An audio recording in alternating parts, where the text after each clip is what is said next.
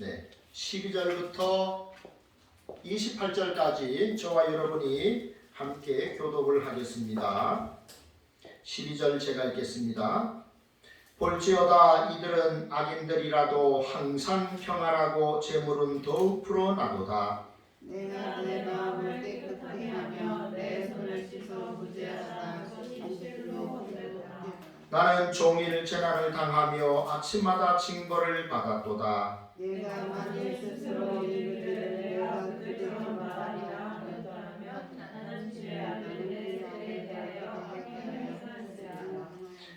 내가 어쩌면 이를 알까 하여 생각한즉 그것이 내게 심한 고통이 되었더니 하나님의 성소에 들어갈 때에 그들의 종말을 내가 깨달았나이다.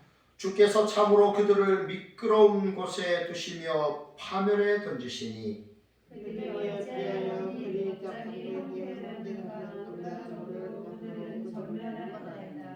주여 사람이 깬 후에는 꿈을 무시함같이 주께서 깨신 후에는 그들의 형생을 멸시하시리이다. 내 마음이 산란하여 내 양심이 찔렸나이다. 내가 이같이 우매무지함으로 주 앞에 짐승이오나 내가 항상 주와 함께하니 주께서 내 오른손을 붙드셨나이다. 주의 교훈으로 나를 인도하시고 후에는 영광으로 나를 영접하시리니 하늘에서는 주 외에 누가 내게 있으리요 땅에서는 주밖에 내가 사모하리 없나이다. 내 육체와 마음은 쇠약하나 하나님은 내 마음의 반석이시요 영원한 분깃이시라. 물은 술을 올리는 자는 마음이니 능력없이 주를 떠난 자를 주께서 다 가르쳤나이다. 하나님께 가까이 함이 내게 복이라. 내가 주 여호와를 나의 피난처로 삼아 주의 모든 행적을 전파하리이다. 아멘. 새해가 밝았습니다. 어김없이 우리는 2023년 새해를 맞이하게 되었는데요. 여러분 얼마나 감사하고 기쁜 일인지 모릅니다. 어제 세상을 떠난 사람들이 그토록 살고 싶어 했던 내일을 우리는 지금 살고 있고 지난해의 세상을 떠났던 분들이 살고 싶어 했던 미래인 내년을 우리가 맞이했기 때문이지요. 여러분 올해는 무슨 해입니까? 토끼해, 개묘년입니다. 그죠? 토끼띠가 있습니까? 우리 성도님 가운데 토끼띠가 있습니까? 네, 제가 퀴즈를 하나 내겠습니다. 여러분 잘 들어보십시오. 토끼가 먼저 하은이에게 기회가 있습니다. 하은이에게 기회가 먼저 있어요. 왜냐하면요, 우리 또 중학생이니까 토끼가 토끼 굴을 많이 팝니다. 왜 토끼는 토끼 굴을 많이 팔까요? 자신을 보호하려고. 예, 자신을 보호하려고. 네, 민서 형제는 왜 토끼가 그렇게 토끼 굴을 많이 판다고 생각합니까? 집 사는 거보다는 만나는 게 싸잖아요. 네? 아니. 아닙니까? 네. 자, 여러분, 토끼가 왜 그렇게 토끼 굴을 많이 팔까요? 네, 자신을 보호하려고. 맞죠? 네, 토끼려고. 토끼가 토끼굴을 많이 파는 이유는 토끼려고 그렇습니다. 그죠? 네, 그래서 혼자 생각해 봅니다. 혹시 토끼다라는 말에서 토끼가 나온 게 아닐까? 네, 우리 하은이가 아주 고급 언어를 썼어요. 자신을 보호하려고. 네, 맞습니다. 나갈 때 선물 있을 거예요. 여러분, 올해 우리가 토끼 해를 맞이해서 우리가 토끼가 그렇게 귀를 쫑긋 세우고 생각해보면 이렇게 늘 어딘가를 주시하고 귀를 쫑긋 세우잖아요. 생각해보세요. 토끼에게는 여러분 무서운 이빨이 있습니까? 날카로운 발이 있습니까? 아니잖아요. 그죠? 공격용 무기가 없는 토끼는 결국은 늘 항상 눈을 주시해야 되고 귀를 계속 들어야 되는 거죠. 그래서 자신의 몸을 보호하려고 토끼려고 이렇게 굴을 많이 파는 것을 볼 수가 있습니다. 여러분 성경에 보면 피난처라는 말이 나오고 요새라는 말이 나오고 반석이라는 말이 나오는데 예, 그거 생각해보면 사실은 그 토끼는 장소가 아니겠습니까? 그죠? 네, 인간이 피신할 장소. 네, 그것이 누구냐? 무엇이냐? 성경은 하나님이다. 이렇게 말씀을 합니다. 네, 하나님이 우리의 영원한 피난처가 되신다라고 성경이 말씀을 하고 있습니다. 오늘 우리는 이 성경 시편의 말씀을 통해서 오늘 이 불의한 시대에 하나님의 백성인 우리는 어떻게 살아야 되는가, 네, 거기에 대해서 우리가 함께 말씀을 생각해 보기를 원합니다. 네, 첫째 같이 한번 읽어볼까요? 첫째, 시작. 악인의 형통을 보고 질투하지 맙시다. 여러분, 시편 73편을 지은 사람이 누구일까요? 아삽이라는 분이죠. 아삽. 여러분, 혹시나 누가 묻거든 시편은 누가 지었습니까? 라고 묻거든요. 여러분 잘 모르시거든 다윗이 아닐까요? 라고 이렇게 말씀하시면 여러분은 굉장히 많이 맞추시는 것이 되는데 다윗이 시편의 한 절반 정도를 기록을 했습니다. 그 다음 많이 기록한 사람이 아삽인데 12편입니다. 물론 차이는 많이 나지만 어쨌든 2등입니다. 그럼 아삽은 어떤 사람인가? 아삽은요, 찬양대 대장 같은 사람이었어요. 다윗과 솔로몬 시대에 영적으로 굉장히 뛰어났기 때문에 선지자라는 말을 들을 정도로 영성이 굉장히 뛰어났던 분입니다. 그리고 찬양에 아주 달란트가 컸습니다. 오늘날로 말하면 찬양대 지휘자 정도, 단장 정도 된다고 할까요? 그런 분이었습니다. 다윗과 솔로몬 시대에 그런 일을 했고, 그리고 사실은 이 아삽뿐만 아니라 아삽의 후손들도 많이 이렇게 찬양대에 서서 하나님을 찬송했던 그러한 아주 오늘날로 말하면 뭘까요? 예체능 계열에 뛰어난 분들이었다고 할까? 네, 아주 음악에 탁월했던 그런 가족이었습니다. 자, 그런데 그 아삽이 살던 그 다윗과 솔로몬 시대는요, 지금부터 말하자면 여러분 한 900년 전입니다. 거의 뭐 3000년 전. 네, 그 시대나 지금이나 별반 다르지 않다는 것을 보게 되는데 무슨 말이냐면 악인들이 형통한 것, 하나님을 믿지 않는데 형통하게 삽니다. 심지어 그 사람들은 몸도 아픈 데가 없어요. 네, 그래서 그것을 보고 아니 하나님이 역사의 주관자신데 어떻게 하나님도 믿지 아니하고 이런 사람들이 어떻게 잘되고 형통하고 심지어 건강합니까? 죽을 때 고통조차 없습니까? 거기에 대해서 아삽이 탄식하는 것을 우리가 볼 수가 있습니다. 여러분 여기 우리가 본문을 쭉 읽다 보면요 이해가 쉽게 되는데 여기 9절을 보면요 이런 말이 있어요. 그들의 입은 하늘에 두고, 그들의 입은 하늘에 뒀다라는 말은 그들의 입으로 하나님을 저주했다는 거예요.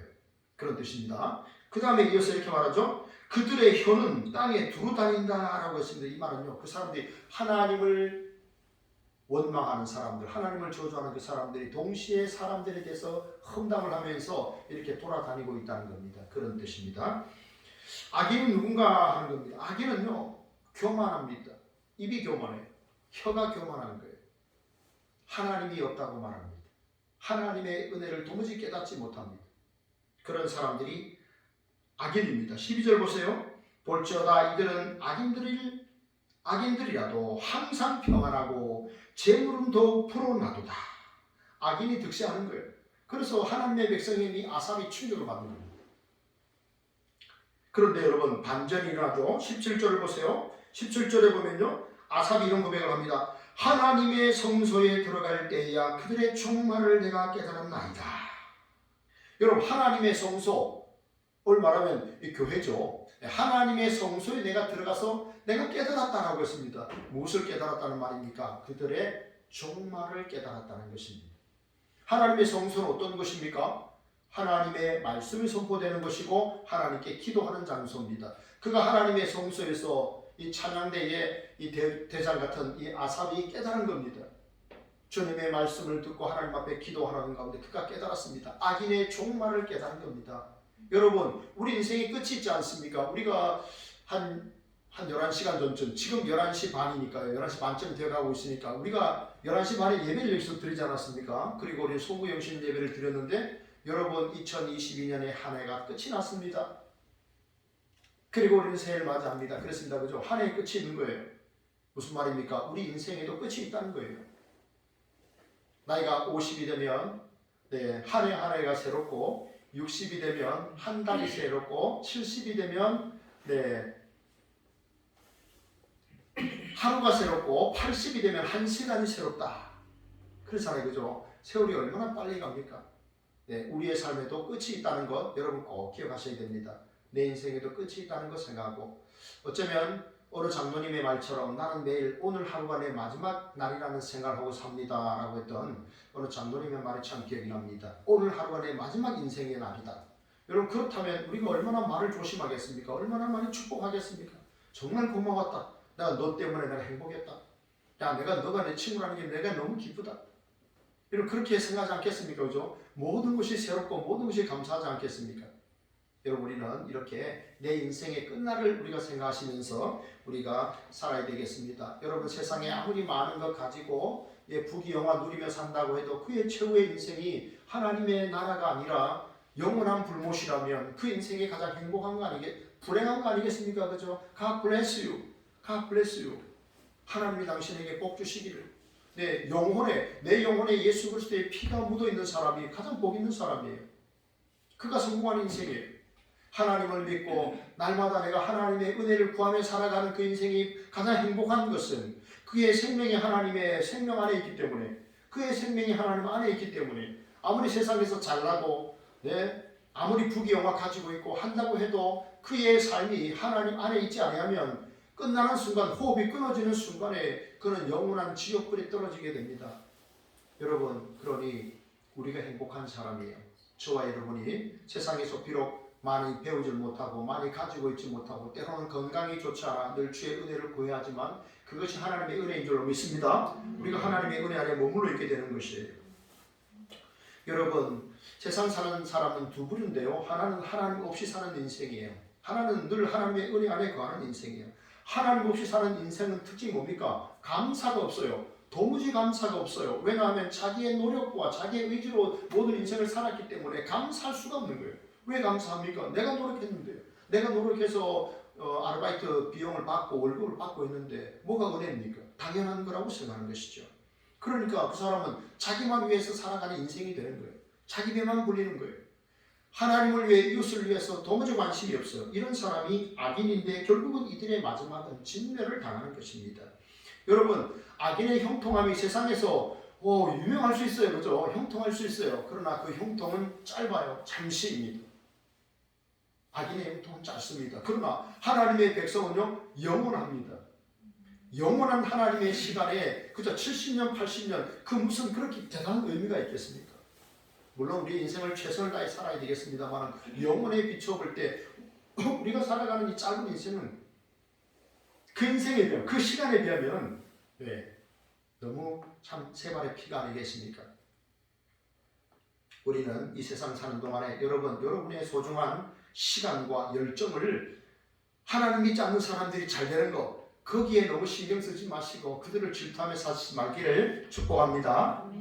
그러면 우리는 어떻게 살아야 되는가 하는 것입니다. 같이 한번 읽어봅니다. 시작.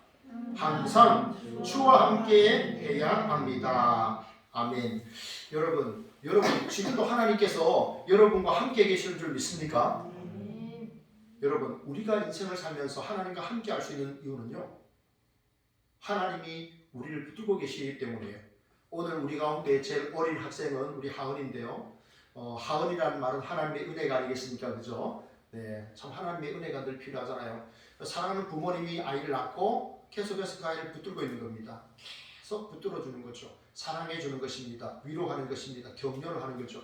하나님이 우리를 붙들고 계시는 거예요. 이사야 41장 10절에 뭐라고 말씀합니까? 두려워 말라, 내가 너와 함께함이라. 놀라지 말라, 내가 내 하나님이 됨이라. 내가 너를 굳세게 하리라. 참으로 나의 위로운 오른손으로 너를 붙들리라. 하나님이 우리 인생을 붙들어 주시기 때문에 우리가 하나님 안에 있는 줄 믿습니다. 그 은혜에 우리가 감사해야 됩니다. 나를 위해서 하나님께서 나를 붙들고 계세요. 하나님 내 손을 붙들고 계시는데 내가 의도적으로 그분을 밀어내치거나 내가 그분을 거절하면 주님이 얼마나 마음 아파하시겠습니까? 여러분, 나를 향하신 하나님의 신실하신 그 사랑, 그 은혜 안에 여러분 꼭 가시길 바랍니다. 믿음은요, 내가 말씀 안에 거하는 거예요.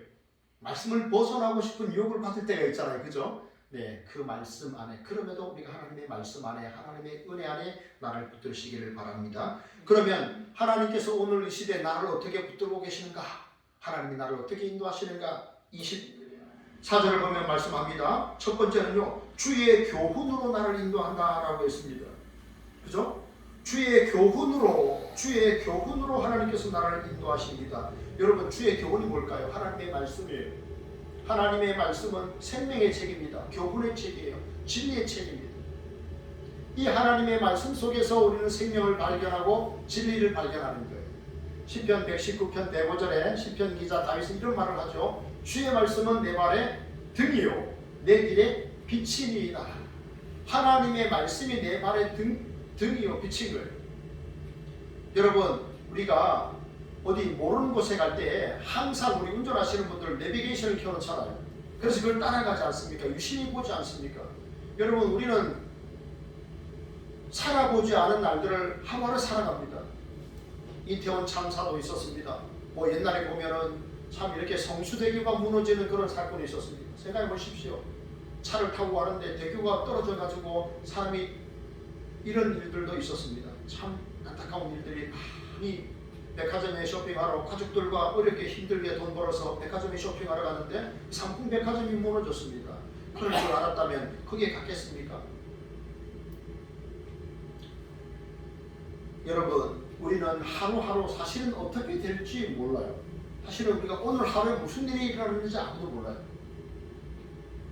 아니, 실은 솔직히 말하면 1시간 후에 내 인생에 무슨 일이 일어나는지 우리는 아무도 모릅니다. 그렇기 때문에 늘 하나님의 말씀을 붙들어야 되고 하나님의 은혜를 구하면서 우리가 하나님과 함께하는 그런 삶을 살아가야 되는 것입니다. 여러분, 하나님께서 오늘 우리를 만나시는 방법은요, 끊임없이 하나님께서 성경을 통해서 우리에게 말씀을 해주십니다. 하나님 나에게 말씀해 주세요. 이미 말씀해 주셨어요. 하나님 나에게 선물 좀 주세요. 이미 선물을 주셨어요. 하나님이 우리 인생의 선물이에요. 예수 그리스도 그분이 최고의 선물이에요. 하나님의 말씀인 성경이 최고의 선물이에요. 우리가 그 선물을 가지고 있습니다. 우리가 누리는 것입니다.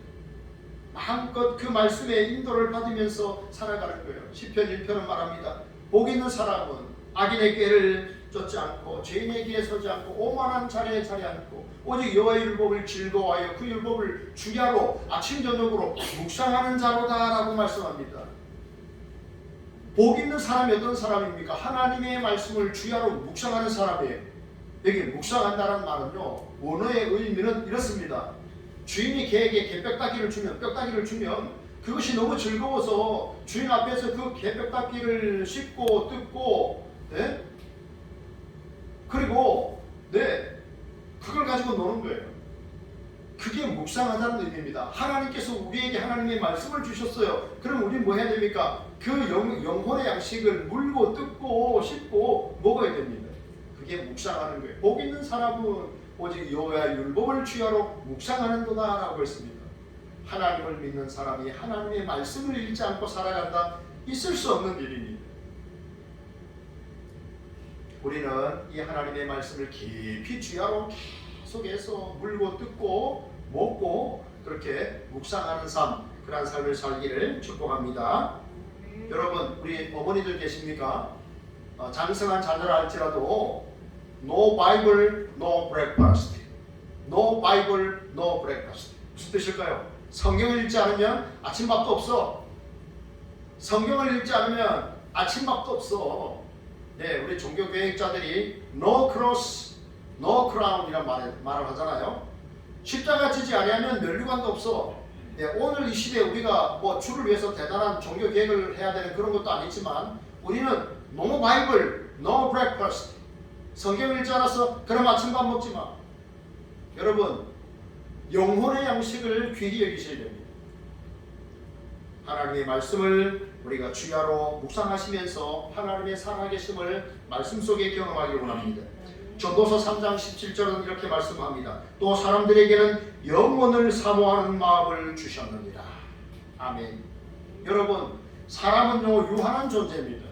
잠시 이 땅에 살다가 세상을 떠나게 되는 이 유한한 존재, 하나님께서 사람에게 영원을 사모하는 마음을 주셨다라고 했습니다. 무슨 말입니까? 그들의 삶이, 인간의 삶이 영원하다는 것입니다. 비록 우리가 짧은 인생을 살고 하지만 그럼에도 우리는 영원을 사모하는 그런 마음을 하나님께서 주신 겁니다. 인간이 어디에서 와서 어떻게 살다가 어디로 떠나는지를 아는 사람, 누구에게로부터 우리가 나왔고 누구에게로 돌아가는지를 아는 사람, 그래서 누구에게 영광을 돌려야 하는지를 아는 사람, 그 사람이 복된 인생인 줄 믿습니다. 우리의 삶이 여러분 하나님께서 우리에게 영혼을 사모하는 마음, 비록 우리가 이 땅에 살고 육신적으로 연약하고 어려움에 있다 할지라도 영원한 하나님의 나라를 소망하는 그 마음을 하나님이 우리에게 주셨습니다. 그것은 하나님이 우리에게 주신 놀라운 초대장과 똑같습니다. 그 나라를 준비하라는 것입니다. 지혜롭게 준비하라는 것입니다. 우리 모두 주님이 우리를 부르시는 그날까지 우리를 사랑하는 하나님의 연애 편지인 성경의 말씀을 주야로 묵상하셔서 주와 동행하는 복된 삶을 살아가기를 축복합니다. 두 번째는 하나님이 어떻게 우리를 인도하는가? 여러분 여기 이어서 하시는 말씀은요, 후에는 나를 영광으로 영접해 주신다라고 이 아삽은 기록을 하고 있습니다. 후에는 나를 영광으로 영접해 주신다. 여러분 이게 무슨 말입니까? 여러분 혹시 어떤 모임에 내가 가고 싶었는데 나를 초대해 주지 않아서 서운했던 적 있습니까? 어떤 모임에 나도 그 모임에 가고 싶은데 거기서 나를 초대해 주지 않아서 내가 가지 못한, 그래서 좀 마음이 씁쓸했던 그런 경험 없습니까? 저는 그런 경험이 있습니다. 그리고 여러분 어떤 초대를 받았는데 가보니까 좀 대접이 시원치 않았습니다. 이 정도 대접을 하는가? 뭐 그렇게 말할 수 있을 정도로 좀 우리가 초대를 받았는데 서운한 대접을 받은 적, 여러분 그런 적이 있습니까? 여러분 사람은요, 이 아삽은 보면 이제 우리의 육체는 점점 연약해져 가는 것입니다. 우리의 얼굴, 우리의 마음조차도 역시 점점 연약해져 가는데 여러분 그런데요, 사람이 점점 연약하고 나이가 들고 병이 들고 하면요 어떻습니까? 세상에서 여러분을 영광스럽게 받아주십니까? 잘 안 받아주십니까? 잘 안 받아주죠. 연세가 많다 그러면 참 취업하기도 어렵습니다. 또 어떤 여러 가지 어떤 질병이 있다, 참 취업하기 어려운 거예요. 예, 세상은 그렇습니다. 나를 영광스럽게 영접하지 않습니다. 그런데 하나님은요, 나를 그날에 영광스럽게 영접하실 것이다 라고 말씀을 합니다. 여러분 여기 영접한다 하는 말은 이제 받아들인다는 그런 말인데요, 이 단어가 구약성경에 보면 에녹과 엘리야에게 쓰여진 단어입니다. 여러분 에녹이 어떤 사람입니까? 그가 불의한 시대였지만 그가 하나님과 동행하는 삶을 살다가 하나님께서 그를 데려가셨습니다. 죽었다는 기사가 없습니다. 그래서 성경에 나오는 첫 번째, 죽지 않고 하나님의 나라로 옮겨간 사람인데 그때에 쓰여진 단어입니다. 하나님께서 그를 영접해 가셨다, 데려가셨다는 겁니다. 또 하나는 엘리야에게서 사용이 됐는데 엘리야는 어떻습니까? 여러 가지 또 어려움도 겪었지만 결국은 하나님께서 그에게 불말 불병거를 보내주셨습니다. 그래서 산채로 그 불말 불병거를 타고 하나님의 나라로 간 사람입니다. 하나님께서 그를 데려가셨다 할 때 이 라하라고 하는 이 히브리 단어가 쓰였습니다. 받아들였다 하는 것입니다. 하나님께서 나를 받아들이시는데, 그날의 나를 받아들이시는데 영광스럽게 받아들이신다는 겁니다. 왜냐하면 영광스러운 주님이시기 때문에, 영광 그 자체이기 때문에 주님이 우리를 받으실 때 그렇게 영광스럽게 우리를 받아주시는 것이지요. 그래서 하나님께서 나도 이 아삽, 그가 하나님 앞에 하나님을 찬송하고 믿음을 지켰더니 아삽도 하나님이 나를 받아주실 것이다, 영접하실 것이다, 영광스럽게 영접하실 거다, 그런 확신 가운데 글을 쓰고 있습니다. 여러분 사도 바울이 뭐라고 말합니까? 내가 믿음을 지키고 나의 달려갈 길을 다 마쳤으니 이제 그러면 나를 위하여 의의 멸관이 예비되었으리라, 그렇게 고백을 합니다. 저와 여러분에게도 우리가 끝까지 믿음의 길을 마칠 때에 하나님께서 영광스럽게 우리를 영접하시고 의의 멸관을 씌워줄 줄을 믿습니다. 때로는 여러분 또 어려움도 있을 수 있습니다. 손해도 볼 수 있습니다. 그러나 끝까지 믿음을 지킬 때 우리가 하나님의 나라에서, 영광스러운 그 나라에서 우리가 호련히 또 그런 모든 아픔, 그런 슬픔 다 우리가 온전히 또 치유되고 또 새로운 하나님의 나라에서 또 새로운 몸을 입고 영광스러운 그런 삶을 살게 될 줄로 믿습니다. 셋째입니다. 마지막 셋째. 그러므로 우리가 어떻게 살아가야 하는가? 같이 한번 읽어볼까요? 하나님께 가까이 함이 내게 복입니다. 네, 하나님께, 이 불의한 시대 하나님의 백성들이 결국은 우리가 악인의 이 잘됨을 형통을 부러워할 필요도 없고 시기 질투할 필요도 없고 우리가 하나님께 가까이 가야 되는데 우리가 하나님과 함께 해야 되는데 왜 하나님을 가까이 하는 것이 우리 인생의 복이 되는가? 오늘 성경은 네 가지로 말씀을 합니다.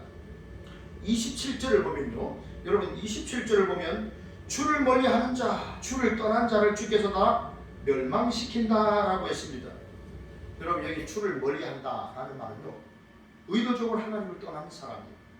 하나님을 믿고 신앙생활하다가 내가 아주 의도적으로 신앙을 떠난 거예요. 이런 사람이 주를 멀리하는 사람입니다. 내가 하나님을 믿노라라고 말하지만 악을 계속해서 행하는 사람이에요. 아니 이제는 멈출 때도 됐는데 아니 어떻게 지속적으로 할 수 있을까? 악을 지속적으로 행하는 사람이에요. 하나님보다 재물을 더 사랑하는 사람이에요. 내 뜻이 하나님의 뜻보다 더 소중합니다. 내 뜻이 모든 판단의 기준이에요. 이게 바로 주를 멀리하는 사람입니다. 이런 사람들을 결국 하나님께서 어떻게 하시는가? 하나님께서 그들을 멸하신다라고 했습니다. 이들의 결론은 멸하는 겁니다. 파멸에 이르는 거예요.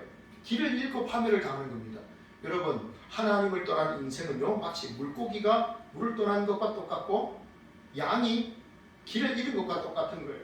여러분 양은요 시력이 매우 안 좋아요. 그리고 한번 넘어지면 일어설 수가 없어요. 다리가 짧아가지고 몸은 큰데. 그래서 맹수의 이 먹잇감이 되는 게 너무 쉬운 일이에요.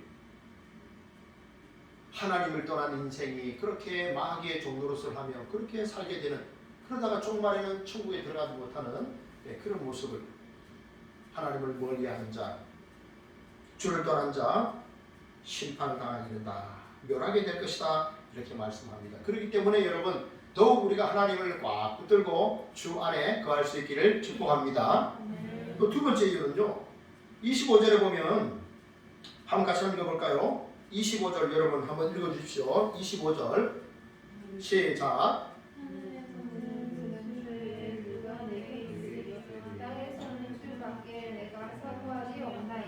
아멘.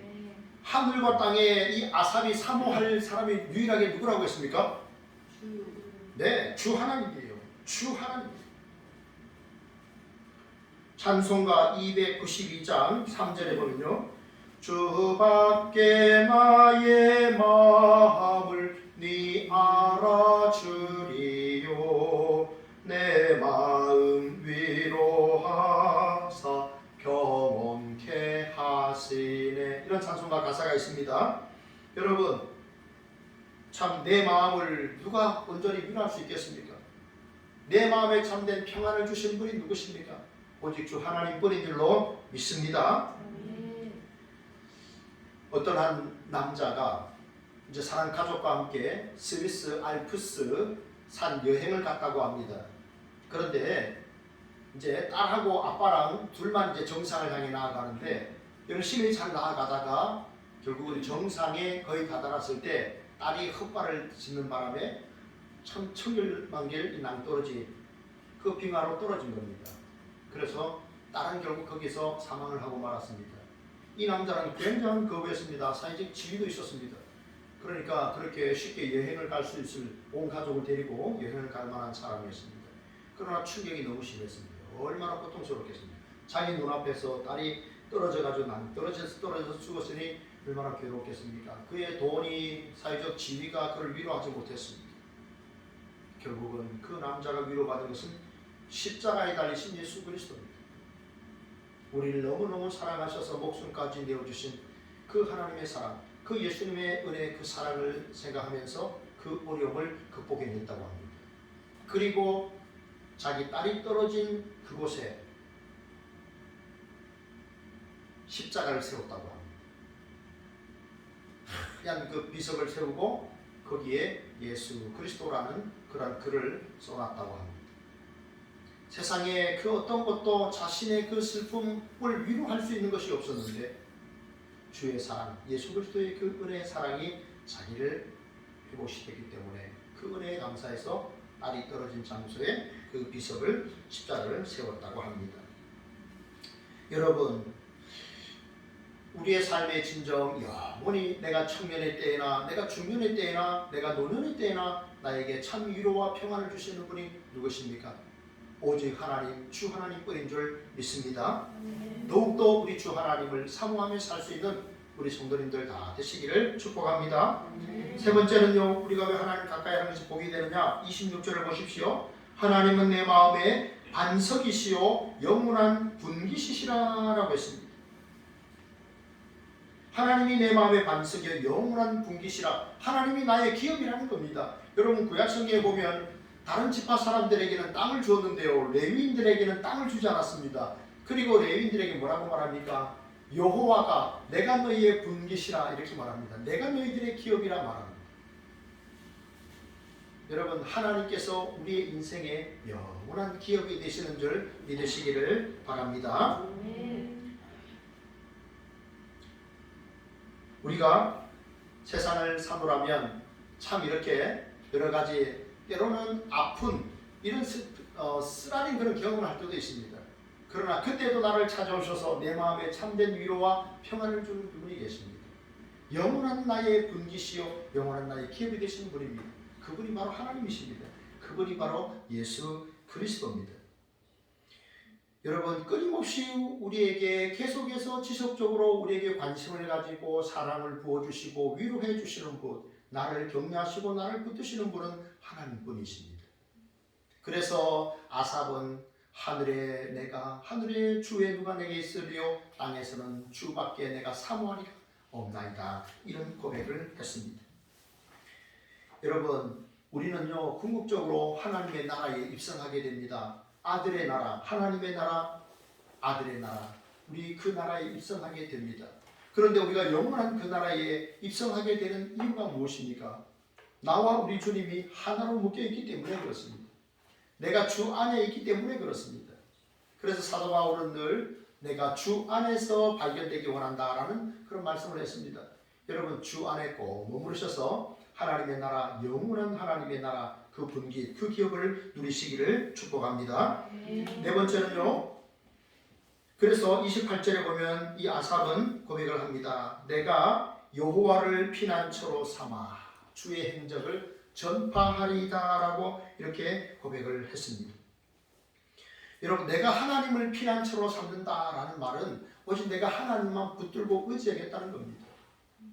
여러분 우리가 하나님을 믿노라라고 말하면서 어려운 일이 생길 때 여러분 혹시 먼저 기도하기 전에 사람에게 전화부터 하지 않습니까? 혹시 우리가 어려움이 있을 때 정말 하나님 나를 붙들어 주시오, 책임져 주시오 이렇게 우리가 기도하는 것이 아니라 그냥 순간에 먼저 사람에게 연락하고 전화하고 뭔가를 부탁하는 이런 모습은 없습니까? 세상 사람들은 그렇습니다. 인맥이 너무 중요하죠. 돈이 중요하고 인맥이 중요합니다. 그런 관계가 중요합니다. 그러나 하나님의 백성은요 그런 상황이 되면 누굴 찾아야 합니까? 먼저 하나님을 붙드셔야 됩니다. 먼저 진작에 그 문제를 하나님 앞에 가지고 나와서 기도하셔야 합니다. 그것이 하나님의 백성이 해야 되는 일이고 그것을 통해서 하나님께서 놀라운 역사를 이루어가실 줄 믿습니다. 오늘 아삽은요 마지막으로 이런 말을 합니다. 내가 주의 모든 행적을 전파하리다. 행적이 뭡니까? 하신 일이에요. 하나님이 하신 일을 내가 전파하겠습니다 라고 이렇게 말합니다. 그래서 시편도 결국은 그렇게 기록이 된 겁니다. 하나님이 하신 일을 내가 전파하겠습니다. 하나님이 하신 모든 행적을 내가 전파하겠습니다. 어떻게 우리가 하나님이 하신 일을 다른 사람에게 전파할 수 있을까요? 무엇을 통해서? 말과 글을 통해서. 말과 글을 통해서 우리는 전파할 수 있습니다. 요즘은요 카카오톡으로 우리가 또 복음을 전할 수 있습니다. 여러분 저의 설교는요 듣는 사람들이 별로 없잖아요. 그런데 지난주에 우리 특송을 했지 않습니까? 특송 여기서 예배 중에 특송을 했잖아요. 그 특송을 했는데요 한 일주일밖에 안 됐는데 조회수가 300회도 넘어갔어요. 굉장하지 않습니까? 사람들이 얼마나 이 찬양하는 걸 좋아하는가 알 수 있잖아요. 그래도 복음을 전하는 거잖아요. 그죠? 네, 복음을 전하는 거예요. 하나님이 하신 행적, 하나님이 하신 일, 하나님께서 그 아들 예수 그리스도를 통해서 우리에게 하신 일, 구원의 역사 이것을 우리가 말해줄 수 있잖아요. 글을 써서 보내줄 수 있잖아요. 동영상을 보내줄 수도 있잖아요. 내가 모든 행적을 전파하리다. 여러분 그 일들을 행하실 수 있기를 바랍니다. 여러분 우리나라가요 에베레스트 산 정상에 오른 8번째로 오른 그러한 이 등산 강국이라고 할 수가 있습니다. 그런데 우리나라가 이 에베레스트 산 정상에 언제 제일 처음 올랐느냐면 1977년 9월 15일입니다. 그 사람들이 이제 등산을 마치고 돌아와서 인터뷰를 하는데 그 당시에 어떻게 이렇게 정상에 이렇게 오를 수 있었습니까? 세계 8번째로 올랐지 않습니까? 77년도. 그랬더니 그들이 하는 말이 하나님의 말씀의 능력이었습니다 라고 고백을 했다고 합니다. 무슨 말이냐 하니까 이 에베레스트 정상을 오르기 전에 한국에서 이제 그 먼 길을 떠나기 전에 이곳에서 예배를 드렸는데요. 시편 121편 1절과 2절의 말씀으로 예배를 드렸다고 합니다. 내가 산을 향하여 눈을 들리라. 나의 도움이 어디서 올까? 나의 도움은 천지를 지으신 여호와에게서로다. 그 하나님의 말씀을 붙들고 예배를 드렸다고 합니다. 그리고 이제 에베레스트 산을 올라가는데 여러분 이제 이 몇천 메다, 천 메다, 천 메다 올라갈 때마다 이렇게 그 또 텐트를 치고 하고 확 올라가잖아요. 올라갈 때 여러분 얼마나 어려움이 많겠습니까? 생각지도 못한 그런 막 이 눈과 얼음이 떨어지고 하니까 그러니까 그때까지 우리나라가 못 오른 거잖아요. 포기하고 싶은 그런 순간, 정말 절망되는 그런 순간에도 그들이 그 에베레스트 정상 넘어 있는 하늘을 바라봤답니다. 그리고 천지를 지으신 여호와에게서다. 내가 산을 향하여 눈을 들리라. 나의 도움이 어디서 올까? 천지를 지으신 여호와에게서다. 계속 하나님께 의지하면서 하나님 붙들어 주십시오. 그러면서 결국은 에베레스트 산의 정상을 오를 수 있었다. 하나님의 말씀의 능력이었다라고 그들이 고백을 했습니다. 사실 저도 이 예화를 찾으면서 저도 참 감동을 받았습니다. 여러분 우리의 삶에 참 여러 가지 많은 어려움이 계속해서 있을 수 있습니다. 지금까지도 삶이 어려웠는데 앞으로 내가 하나님의 나라에 입성하는 그 순간까지 어려움, 고난도 계속될 수 있습니다. 그래서 모세가 시편 90편에서 자기가 그런 고백을 하잖아요. 내 인생의 모든 것이 참 수고와 슬픔뿐이었다. 내 120년의 인생을 참 환하게 살았던 것 같지만 모든 것을 돌아보니 정말 수고와 슬픔뿐이었다. 앞으로 우리가 주님 나라 갈 때까지 계속 가서 수고하셔야 되고 여러 가지 일들로 우리가 슬픔을 겪을 수 있습니다. 그러나 여러분 끝까지 여러분들이 믿음을 지키시고 우리에게 도움을 주시는 그 천지를 지으신 하나님을 여러분 늘 묵상하시면서 그분을 바라보시면서 힘을 내시기를 바랍니다. 믿음의 경주에서 승리하시기 바랍니다. 요한복음 15장 5절을 말씀합니다. 나는 포도나무여 너희는 가지라. 그가 내 안에 내가 그 안에 가면 사람이 열매를 많이 맺나니 나를 떠나서는 너희가 아무것도 할 수 없습니다. 여러분 가지는 그저 원줄기에 딱 붙어 있으면 되는 거예요. 그죠? 그러면 우리가 열매를 맺는 거예요. 자, 열매를 맺는 그 가지를 할지라도 떨어져 나가면 끝인 거예요. 너희가 나를 떠나서는 아무것도 할 수 없습니다. 주 안에서 하나님 기뻐하는 인생으로 끝까지 우리가 살아가게 될 줄로 믿습니다. 여러분 새해에 제가 이제 해마다 우리가 표를 정했잖아요. 교회를 개척하고 제가 해마다 교회를 정했습니다. 예수를 바라보자. 믿음의 주요 온전케 하시는 예수를 바라보자. 우리가 또 계속해서 해마다 이렇게 여호와를 기뻐하라 지난해는 그러고 이제 올해는 무슨 표를 정할까 12월부터 이제 생각하다가 이 말씀 10편 74편 23절의 말씀이 떠올랐어요. 하나님께 가까이 하니 내게 보이라.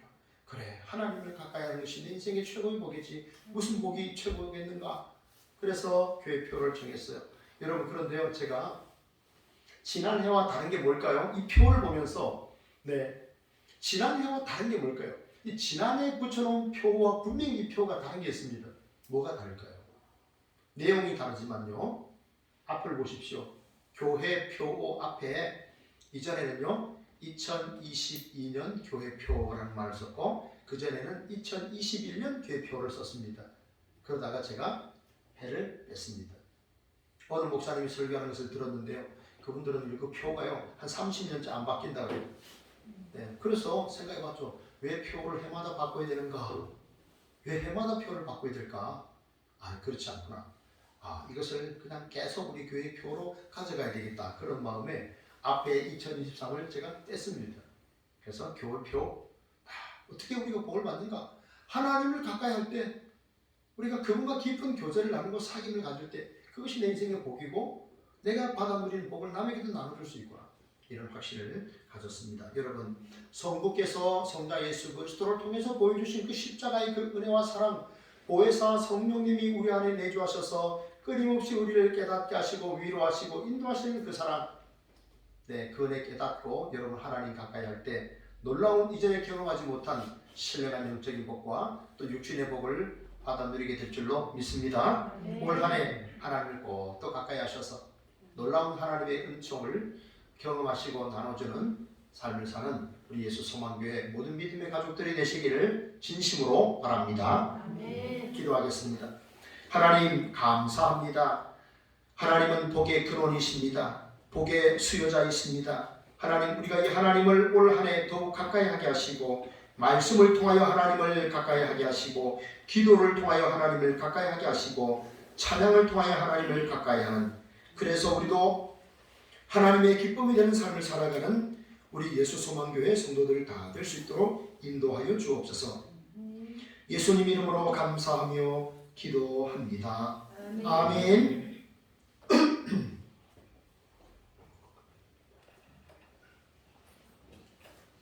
네, 함께 찬송하겠습니다. 찬송가 68장입니다.